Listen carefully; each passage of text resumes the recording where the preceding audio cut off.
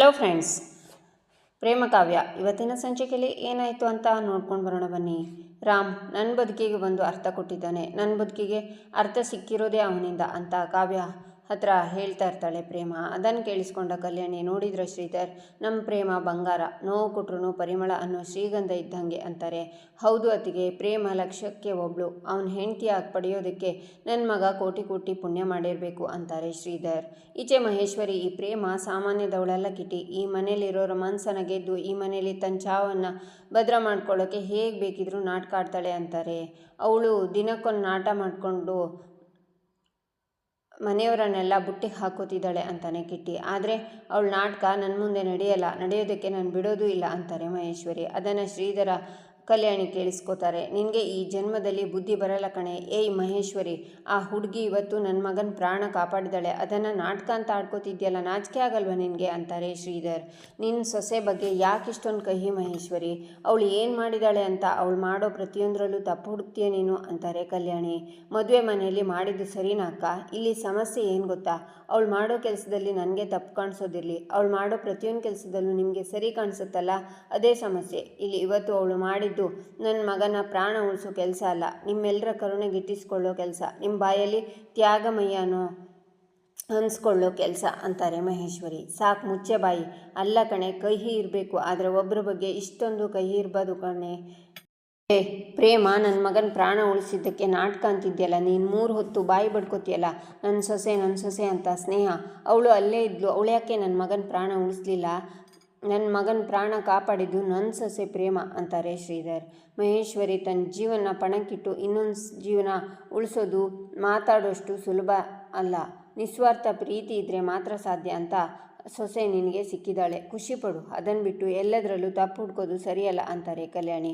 ಅವಳ ವಿಷಯದಲ್ಲಿ ನನಗೆ ಸರಿ ಯಾವುದು ತಪ್ಪು ಯಾವುದು ಅಂತ ಗೊತ್ತಿದೆ ಅಕ್ಕ. ಅವಳು ಮಾಡೋ ಮೋಸ ನಿಮಗೆ ಕಾಣಿಸದೇ ಇರ್ಬೋದು, ಆದರೆ ನನ್ನ ಕಣ್ಣಿಗೆ ಸ್ಪಷ್ಟವಾಗಿ ಕಾಣಿಸ್ತಿದೆ. ಇವತ್ತು ನೀವೆಲ್ಲ ಏನು ಮಾತಾಡ್ತೀರೋ ಮಾತಾಡಿ, ಆದರೆ ಒಂದಲ್ಲ ಒಂದಿನ ಆ ಪ್ರೇಮನ ಬಣ್ಣ ಬಯಲಾಗಿ ಆಗುತ್ತೆ. ಅವತ್ತು ನಾನು ಏನು ಅಂತ ತೋರಿಸ್ತೀನಿ. ಅವತ್ತು ನನ್ನ ಗಂಡ ಆಗಲಿ ಬೇರೆ ಯಾರೇ ಅಡ್ಡ ಬಂದರೂ ಆ ಪ್ರೇಮನ ಆಚೆ ಹಾಕ್ತೀನಿ ಅಂತಾಳೆ ಮಹೇಶ್ವರಿ.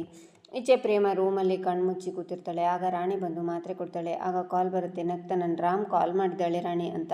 ಪ್ರೇಮ ಕಾಲ್ ರಿಸೀವ್ ಮಾಡಿ ಹಲೋ ಅಂತಾಳೆ. ಹಲೋ ಪ್ರೇಮ, ನೋವು ಹೇಗಿದೆ ಇವಾಗ, ಕಮ್ಮಿ ಆಗಿದೆಯಾ ಅಂತಾನೆ ರಾಮ್. ಹಾಂ ರಾಮ್, ಪರವಾಗಿಲ್ಲ ಅಂತಾಳೆ ಪ್ರೇಮ. ನೋವು ಹಾಗೇ ಇರುತ್ತೆ, ಟೈಮ್ಗೆ ಸರಿಯಾಗಿ ಊಟ ತಿಂಡಿ ಮಾಡಿ ಟ್ಯಾಬ್ಲೆಟ್ನ ತಗೊಳ್ಳೋದನ್ನು ಮರಿಬೇಡ ಅಂತ ರಾಮ್ ಕಾಲ್ ಕಟ್ ಮಾಡ್ತಾನೆ. ನೋಡಿದ್ಯಾಕ್ಕ, ರಾಮಣ್ಣ ನಿಮ್ಮ ಬಗ್ಗೆ ವಿಚಾರಿಸೋಕ್ಕೆ ಫೋನ್ ಮಾಡಿರೋದು. ಅವರಿಗೆ ನಿಮ್ಮ ಮೇಲಿರೋ ಕೋಪ ಕಡಿಮೆ ಆಗ್ತಿದೆ ಅನಿಸುತ್ತೆ. ನಿಮಗೆ ರಾಮಣ್ಣಂಗೆ ನೀವು ಒಳ್ಳೆ ಜೋಡಿ ಅಕ್ಕ. ಆದಷ್ಟು ಬೇಗ ರಾಮಣ್ಣ ನೀನು ಒಪ್ಕೋತಾರೆ, ನೀವಿಬ್ಬರು ಸುಖವಾಗಿ ಜೀವನ ಮಾಡ್ತೀರಾ ಅಂತಾಳೆ ರಾಣಿ. ರಾತ್ರಿ ಆಗುತ್ತೆ. ಪ್ರೇಮ ಮಲಗಿರ್ತಾಳೆ. ರಾಮ್ ಬರ್ತಾನೆ. ಬಂದು ಅವಳ ಪಕ್ಕ ಕೂತ್ಕೊಂಡು ಶೂ ಕಳ್ಚುವಾಗ ರಾಮ್ ಅಂತಾಳೆ ಪ್ರೇಮ ಟ್ಯಾಬ್ಲೆಟ್ಸ್ ತಗೊಂಡೆ ಅಂತಾನೆ ರಾಮ್. ತಗೊಂಡೆ ಅಂತಾಳೆ ಪ್ರೇಮ. ನೋವು ಹೇಗಿದೆ ಇವಾಗ ಅಂತಾನೆ. ನೋವು ಪರವಾಗಿಲ್ಲ ರಾಮ್ ಅಂತಾಳೆ ಪ್ರೇಮ. ನೀನು ಕೂತ್ಕೋ, ಇಂಜೂರ್ಡ್ ನೀನು, you should take proper rest. ಕೂತ್ಕೊಂಡು ನಿದ್ದೆ ಮಾಡಿದರೆ ಸರಿ ಹೋಗುತ್ತಾ, ಮಲ್ಕೋ ನೀನು ಅಂತಾನೆ ರಾಮ್. ಅಷ್ಟೊಂದು ನೋವಿಲ್ಲ ರಾಮ್, ನಾನು ಕೆಳಗಡೆನೇ ಮಲಗ್ತೀನಿ ಅಂತಾಳೆ ಪ್ರೇಮ. ಏನು ಮಾತಾಡ್ತಿದ್ಯಾ, ಮಲ್ಕೋ ಇಲ್ಲಿ ಅಂತ ರಾಮ್ ಅವಳನ್ನು ಮಲಗಿಸಿ ಬೆಡ್ಶೀಟ್ನ ಹೊಸ್ತಾನೆ. ಮಲ್ಕೋ, ನಿದ್ರೆಗಿಟ್ರೆ ಗಾಯ ಬೇಗ ಮಾಗೋದಿಲ್ಲ ಅಂತಾನೆ. ಪ್ರೇಮ ಮಲಗ್ತಾಳೆ. ಎಚ್ಚರ ಆಗಿ ಒಮಿಟ್ ಬಂದ ಹಾಗೆ ಕೆಮ್ಮಿಸ್ತಾಳೆ ಪ್ರೇಮ. ಆಗ ರಾಮ್ ಎದ್ದು, ಆರ್ ಯು ಓಕೆ, ಏನಾಗ್ತಿದೆ ಪ್ರೇಮ ಅಂತಾನೆ. ಆಗ ಪ್ರೇಮ ಎದ್ದು ಹೋಗಿ ಒಮಿಟ್ನ ಮಾಡ್ತಾಳೆ. ಏನಾಯಿತು, ಆರ್ ಯು ಓಕೆ ಅಂತಾನೆ ರಾಮ್.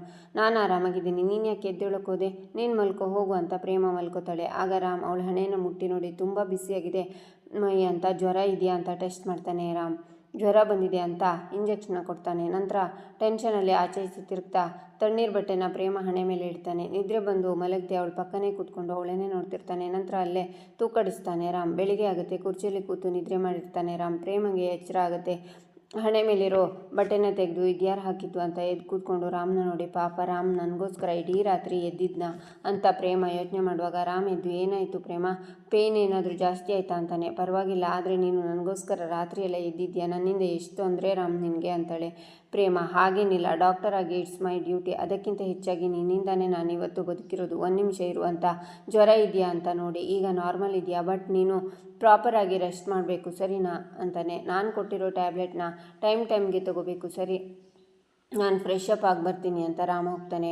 ಪ್ರೇಮ ಖುಷಿಯಾಗ್ತಾಳೆ. ಈಚೆ ಸ್ನೇಹ ಹಾಸ್ಪಿಟ್ಲ್ನಲ್ಲಿರ್ತಾಳೆ. ನರ್ಸ್ ಬಂದು ಮೇಡಮ್ ಕರೆದ್ರಾ ಅಂತಾಳೆ. ರಾಮ್ ಇವತ್ತು ಬಂದಿಲ್ವಾ ಅಥವಾ ಬಂದು ಯಾವುದಾದ್ರೂ ಪೇಷಂಟ್ನ ಅಟೆಂಡ್ ಮಾಡ್ತಿದ್ದಾನಾ ಅಂತಾಳೆ ಸ್ನೇಹ. ರಾಮ್ ಸರ್ ಇನ್ನೂ ಬಂದಿಲ್ಲ, ಕಾಲ್ ಮಾಡಿದ್ರು, ಅವ್ರ ಹೆಂಡತಿಗೆ ಮಾರ್ನಿಂಗ್ ಚೆಕಪ್ ಮುಗಿಸಿ ಬರೋದ್ರಿಂದ ಲೇಟ್ ಆಗುತ್ತೆ ಅಂತ ಹೇಳಿದರು ಅಂತಾಳೆ ನರ್ಸ್. ಸರಿ ಆಯಿತು, ಓಕೆ ಅಂತಾಳೆ ಸ್ನೇಹ. ನರ್ಸ್ ಹೋಗ್ತಾಳೆ. ಸಿಟ್ಟಿಂದ ಸ್ನೇಹ ರಾಮ್ ಪ್ರೇಮನ ಎತ್ಕೊಂಡು ಹೋಗಿದ್ದನ್ನು ನೆನ್ಪು ಮಾಡಿಕೊಂಡು ಅಲ್ಲಿರೋ ಬುಕ್ನೆಲ್ಲ ಬಿಸಾಕಿ, ಯಾಕೆ ನನಗೆ ಹೀಗಾಗ್ತಿದೆ, ನಾನೇನೇ ಮಾಡಿದ್ರು ಎಲ್ಲ ಪ್ರೇಮಂಗೆ ಹೆಲ್ಪ್ ಆಗ್ತಿದೆಯಲ್ಲ ಅಂತಾಳೆ ಸ್ನೇಹ. ಈಚೆ ಪ್ರೇಮ ರೂಮನ್ನು ಗುಡಿಸ್ತಾ ಇರ್ತಾಳೆ. ಆಗ ರಾಮ್ ಬಂದು, ಪ್ರೇಮ್ ಏನು ಮಾಡ್ತಿದ್ಯಾ ನೀನು ಅಂತಾನೆ. ಅದು ಸ್ವಲ್ಪ ಧೂಳಿತ್ತು ಗುಡಿಸ್ತಿದ್ದೆ ಅಂತಾಳೆ ಪ್ರೇಮ. ನಿನಗೆ ಸ್ವಲ್ಪನಾದರೂ ತಲೆ ಇದೆಯಾ? ಕೈಗೆ ಎಷ್ಟು ದೊಡ್ಡ ಗಾಯ ಆಗಿದೆ, ಕ್ಯೂರ್ ಆಗೋಕ್ಕೆ ಟೈಮ್ ಬೇಕು. ಈ ಟೈಮಲ್ಲಿ ಯಾರಾದರೂ ಈ ಥರ ಕೆಲಸ ಮಾಡ್ತಾರಾ? ಮೊದಲೇ ಜ್ವರ ಇದೆ, ಬಿಡು ಅದನ್ನು ಅಂತಾನೆ ರಾಮ್ ನನಗೇನು ಆಗಿಲ್ಲ ಕಣೋ ಅಂತಾಳೆ ಪ್ರೇಮ. ಬಾಯಿ ಮಾತಲ್ಲಿ ಹೇಳಿದರೆ ಗೊತ್ತಾಗಲ್ಲ, ಬಾ ಕೂತ್ಕೋ ಅಂತ ಅವಳನ್ನು ಕೂರಿಸಿ ಪ್ರೇಮ್ ಆರೈಕೆ ಮಾಡ್ತಾನೆ. ಆಗ ಶಾಕ್ನಿಂದ ಪ್ರೇಮ ನೋಡ್ತಾಳೆ. ನಂತರ ರಾಮ್ ಕೈ ಕೊಡು, BP ಚೆಕ್ ಮಾಡ್ತೀನಿ ಅಂತಾನೆ.